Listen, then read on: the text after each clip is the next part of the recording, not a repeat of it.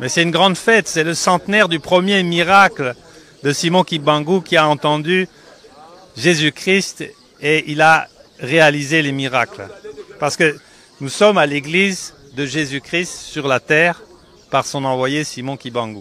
Le souhait que j'ai pour le centenaire, il faut le resituer dans son contexte historique et dans le cadre des prophéties de 1921 et de 1922 de Simon Kimbangu. En fait, le centenaire prépare les conditions du retour à la deuxième indépendance qui est la véritable indépendance. Ça, c'est une richesse. La richesse de tout ce que vous voyez ici, de tous ces bâtiments, c'est le fruit du travail des mamans depuis l'époque de Maman Mouilou qui ont cotisé entre eux et qui aujourd'hui réalisent une église qui peut accueillir plus de 40 000 places. C'est ça? 37 000, hein? Voilà, donc c'est ça ce miracle. C'est le miracle congolais, par les Congolais. Et ce que je sais de Simon Kimbangu, c'est il a été l'envoyé de Dieu pour le Congo et pour l'Afrique. Là, il n'y a pas de doute. Vous savez, comme tous les grands saints de l'histoire, ils ont une mission. Et vous les reconnaissez comment? Par les miracles qu'ils réalisent.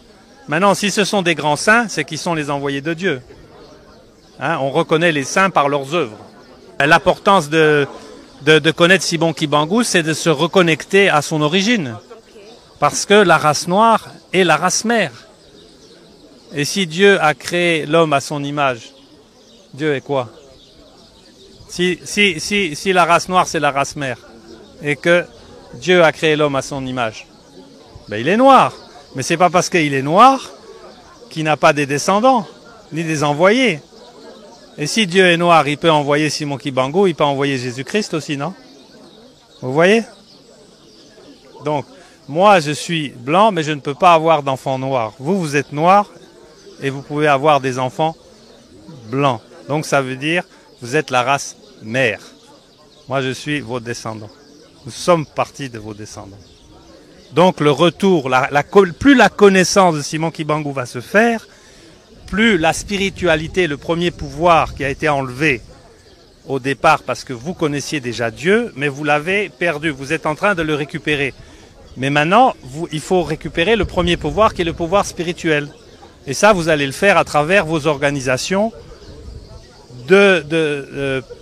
administratives, juridiques et politiques. C'est d'abord la reconnaissance de Dieu. Nzambe.